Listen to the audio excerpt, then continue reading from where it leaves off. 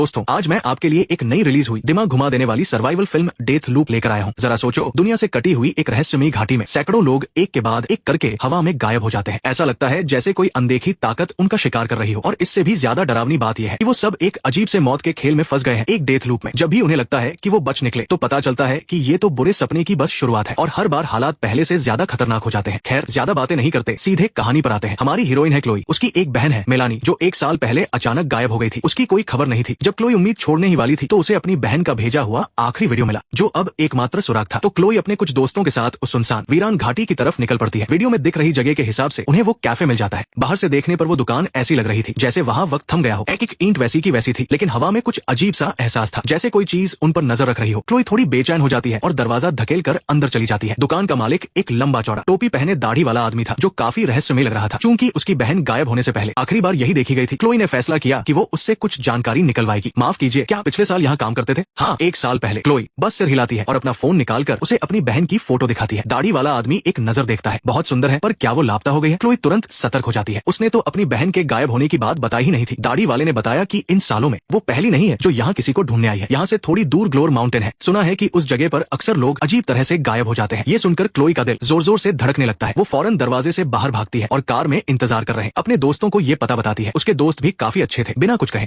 उन्होंने गाड़ी पहाड़ी रास्ते की ओर मोड़ दी, लेकिन किस्मत को शायद कुछ और ही मंजूर था। आधे रास्ते में अचानक जोरों की बारिश होने लगी। बारिश इतनी तेज थी कि सामने का रास्ता तक नहीं दिख रहा था। जब सब लोग बहस कर रहे थे कि वापस जाना चाहिए या नहीं, तभी एक अजीब घटना हुई। बाहर अचानक मौसम साफ हो गया, लेकिन आसमान कुछ अजीब लग रहा था। एब ने गाड़ी सड़क किनारे रोकी। सब लोग हैरानी से देखने के लिए नीचे उतरे और पाया कि ये जगह किसी दूसरी दुनिया जैसी लग रही थी। देखने में ये जितनी शानदार थी उतनी ही डरावनी भी। यहाँ फोन में बिल्कुल सिग्नल नहीं थे। थोड़ी दूर जमीन पर एक क्रॉस गड़ा हुआ था और जिस जगह से उनकी कार अभी अभी अंदर आई थी, वहाँ अब पानी की एक दीवार बन गई थी। सुरक्षा के लिए सबने तय किया कि पहले घर के अंदर चलकर देखते हैं और बारिश रुकने के बाद आगे का सोचेंगे। लेकिन क्लोई जल्दी में अंदर नहीं गई, बल्कि वो पानी की दीवार के पास आ गई। जब वो दीवार को घूर रही थी तो अचानक उसे किसी के अपना नाम पुकारने की आवाज सुनाई दी। आवाज की दिशा में देखने पर उसे दूर एक परछाई दिखाई दी। उस धुंधली सी परछाई का आकार बिल्कुल उसकी बहन जैसा था, लेकिन पलक झपकते ही वो परछाई गायब हो गई। सच जानने के लिए क्लोई सीधे पानी की दीवार के अंदर चली गई। अजीब बात ये थी कि चारों तरफ से उसका नाम पुकारने की आवाजें आ रही थी, पर कोई दिखाई नहीं दे रहा था। सैम ने जल्दी से उसे खींचकर बाहर निकाला और घबराकर पूछा कि क्या हुआ। उसी समय घर के अंदर भी अजीब घटनाएं हो रही थी। जब वे घर के अंदर गए तो बहुत देर तक आवाज लगाने पर भी कोई जवाब नहीं मिला। मियाँ कुछ कदम आगे बढ़ी। उसने देखा कि मेज पर रखे कैलेंडर पर साल, महीना और तारीख लिखी है। दीवार पर लगी घड़ी भी बहुत अजीब थी। उसके बड़े से डायल पर एक रेत घड़ी लगी हुई थी। इस घर को देखकर ऐसा लग रहा था जैसे सालों से यहाँ कोई नहीं आया हो। एब अपने फोन से घर के अंदर की चीजों को रिकॉर्ड कर रहा था। तभी वो बगल के एक कमरे में गया और देखा कि दीवार पर ढेरों तरह के कागज चिपके हुए थे। उसने एक कागज फाड़ा